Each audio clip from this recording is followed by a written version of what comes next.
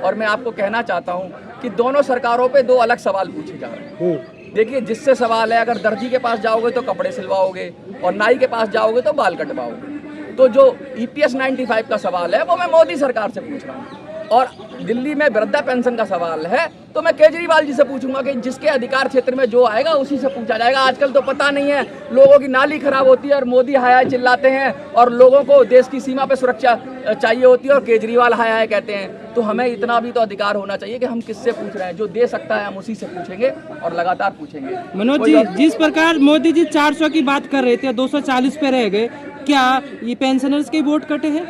अब की बार कहीं नदियां पार ना हो जाए। अभी तो 400 पार थे, कहीं अब की बार कहीं झोला उठा के ना जाना पड़े।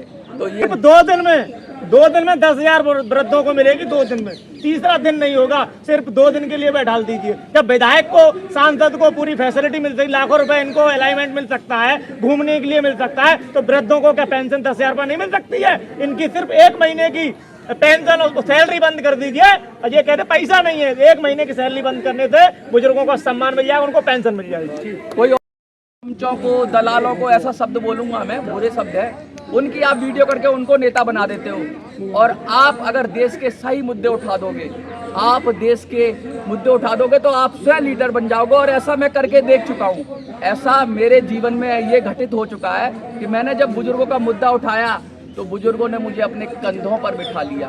कंधों पर बिठाने का मतलब है सर आंखों पर बिठा लिया, और बुजुर्गों ने उठकर कहा कि मनोज बेटा जा, तू आवाज उठा और हम तेरे साथ हैं। तो आज मैं बुजुर्गों की आवाज उठा रहा हूँ। देश के करोड़ों बुजुर्गों की एक आवाज आपने बना दिया है मुझे, और ये आवाज उठ रही है। आज तो जंतर मंतर पर आज जो धरना प्रदर्शन था, मैं बता दूं, उसका मुख्य उद्देश्य था जंतर मंतर पर कि भाई बुजुर्गों का सम्मान किया जाए।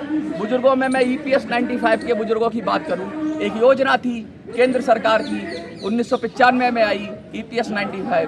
क्या सब जवाब दिखाए गए? ये सब जवाब दिखाए गए कि सरकारी कर्मचारियों की तरह आपको पेंशन मिलेगी, आप इस फंड में कंट्रीब्यूट करो, आपका जीवन सिक्योर हो जाएगा, आपको जीवन में कभी कोई कष्ट परेशानी नहीं होगी। लेकिन हुआ क्या?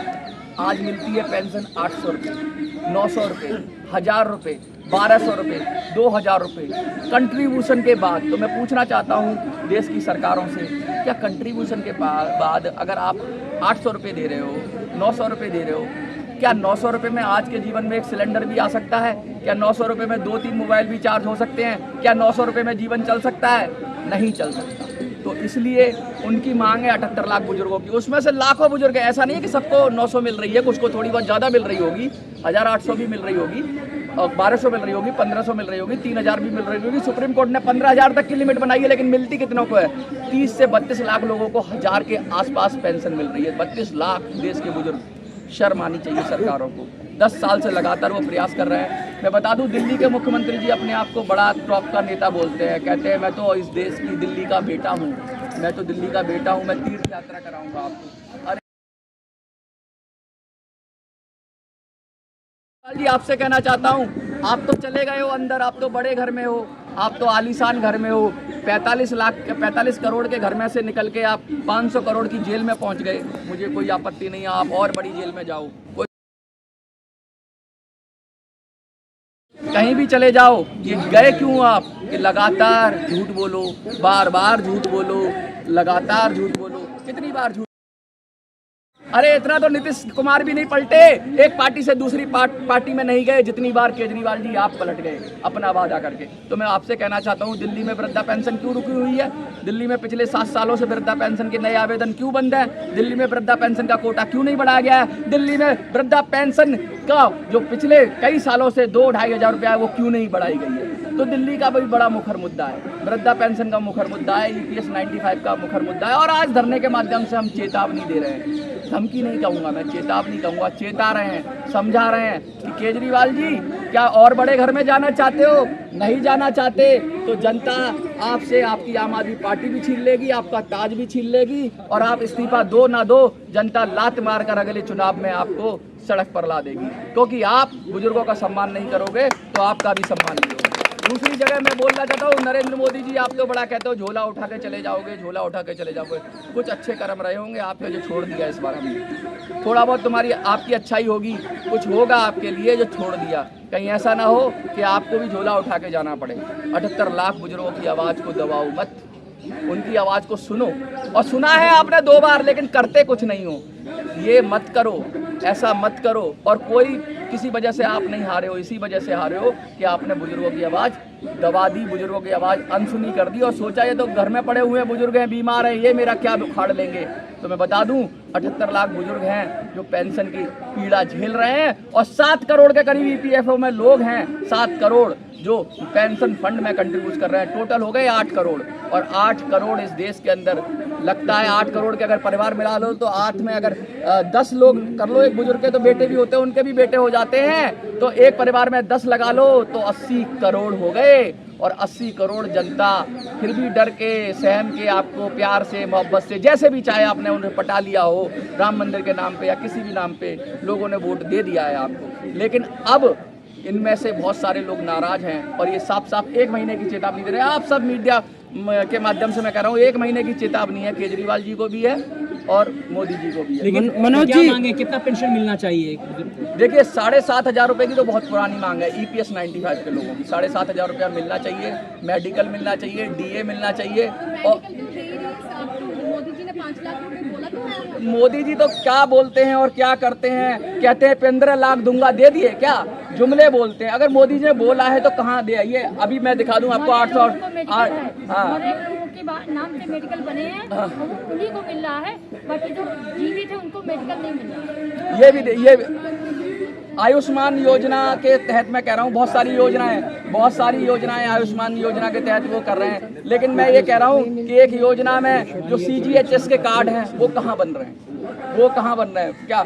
और मेडिकल बहुत सारा ESI होता है, बहुत सारा मेडिकल फैसिलिटीज होती है। जब ये रिटायर होते हैं तो कहाँ मिलती है इनको मेडिकल फैसिलिटी? मनोज जी, इसी जंतर मंतर पे ईपीएस 95 के जो कर्मचारी हैं धरना दे रहे थे, लेकिन वो लोग 2 बार प्रधानमंत्री जी से भी मिले, लेकिन क्या लगता है वो जब नेताओं की गोद में खेलना शुरू कर देंगे, जब हमारे नेता, मैं कहता हूँ वो किसी भी के नेता हों, वो किसी भी संगठन के नेता हो, वो ईपीएस के नेता हो, वो कांग्रेस के नेता हो, वो बीजेपी के नेता हो, जब वो नेताओं की गोद में, वो किसी भी सामाजिक संगठन के नेता हो, वो जब वो नेताओं की गोद में खेलना शुरू कर देंगे, क्या जरूरत थी इन ईपीएस के नेताओं को कि हेमा मालिनी के चुनाव के प्रचार में जाना, हम सांसदों के चुनाव का प्रचार करोगे? अरे जिन्होंने आपको कुछ नहीं दिलवा पाए उनका आप चुनाव प्रचार कर रहे हो, इसलिए आपकी मंशा पर शंका जाहिर होती है, आपकी मंशा पर सवाल उठते हैं कि आप सचमुच ईपीएस की बात उठा रहे थे या सरकार की गोद में खेल रहे थे। इसीलिए मुझे खड़ा होना पड़ा। अगर ठीक थे तो ठीक थे, शांत रहते। अगर आप ईपीएस की लीडरशिप थे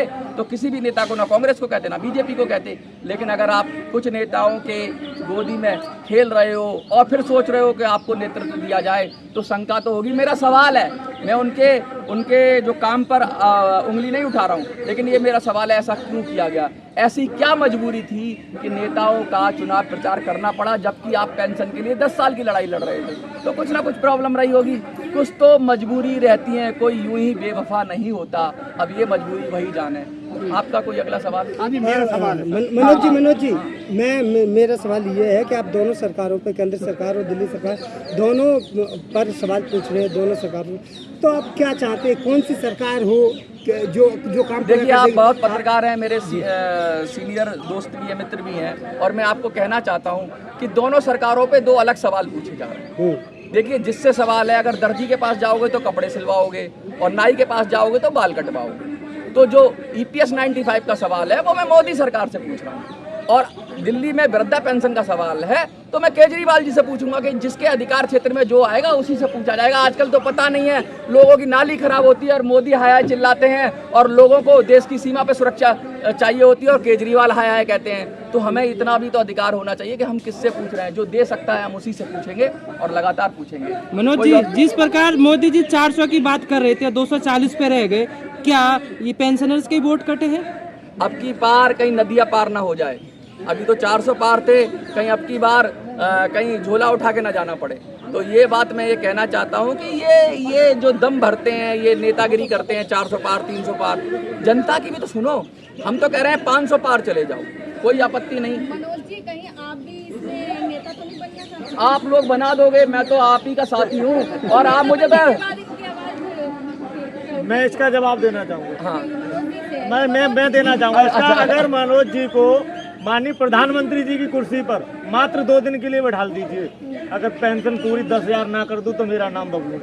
देखिए हाँ ये भी बात सही है कि चलिए नेता बना दीजिए, प्रधानमंत्री पद दे दीजिए, दिल्ली का मुख्यमंत्री पद दे दीजिए और सिर्फ 2 दिन में 10,000 वृद्धों को मिलेगी 2 दिन में। तीसरा दिन नहीं होगा, सिर्फ 2 दिन के लिए बैठा दीजिए। जब विधायक को, सांसद को पूरी फैसिलिटी मिल सकती, लाखों रुपए इनको अलाइनमेंट मिल सकता है, घूमने के लिए मिल सकता है, तो वृद्धों को क्या पेंशन 10,000 रुपए नहीं मिल सकती है? इनकी सिर्फ 1 महीने की पेंशन सैलरी बंद कर दीजिए और ये कहते पैसा नहीं है। 1 महीने की सैलरी बंद करने से बुजुर्गों को सम्मान मिल जाएगा, उनको पेंशन मिल जाएगी। कोई और सवाल आपका? कोई हाँ जी मेरा सवाल था, मेरा सवाल ये था कि जो भी अमेंडमेंट हो रहे हैं, ये कह रहे हैं कि जी हमारे पास पैसा नहीं है, ये नहीं है, वो, जबकि सुप्रीम कोर्ट ने आदेश दे दिए ईपीएफओ को कि भाई इनकी पेंशन बढ़नी चाहिए।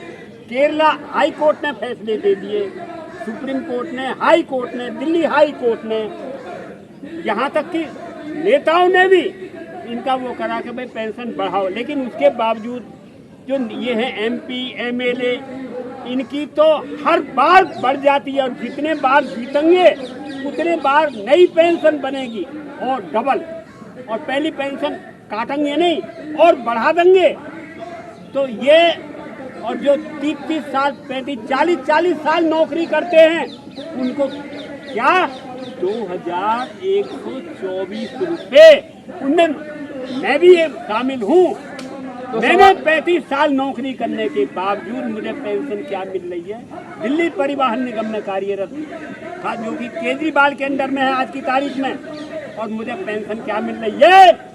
2,124 रुपये। और जबकि एक एमएलए या एमपी 6 महीने पद पर वहाँ रह जा, 6 महीने बाद ही कितने साल अंकल आपने नौकरी की? जी मैंने 35 साल। ये हाल है, देखो ये हाल है। अब मैं आपसे बात करूंगा थोड़ी देर, आपका प्रश्न मैं समझ गया। ये सीधा कह रहे हैं कि सुप्रीम कोर्ट के ऑर्डर के बाद भी क्यों नहीं हो पा रहा है। तो मैं ये कहना चाहूँगा, सुप्रीम कोर्ट है ना, वो सिर्फ आदेश पारित कर सकता है। नीति निर्धारण करना सरकार का काम है, पॉलिसी बनाना सरकार का काम है और कार्यवाहन करना भी सरकार का काम है। तो सवाल सुप्रीम कोर्ट का नहीं है, सवाल सरकार का है। सरकार अपने काम से पीछे हट रही है, सरकार पीठ दिखा रही है, सरकार हमारा हक अधिकार हमें नहीं दे रही है। तो अब हम सरकार ही बदल देंगे। अब हम जिस तरह 10 साल सरकार रही और पेंशन नहीं मिला, क्या कोई अब तीसरी बार बनी है तो क्या पेंशन मिलेगा इन लोगों को? देखिए पेंशन तो देना पड़ेगा।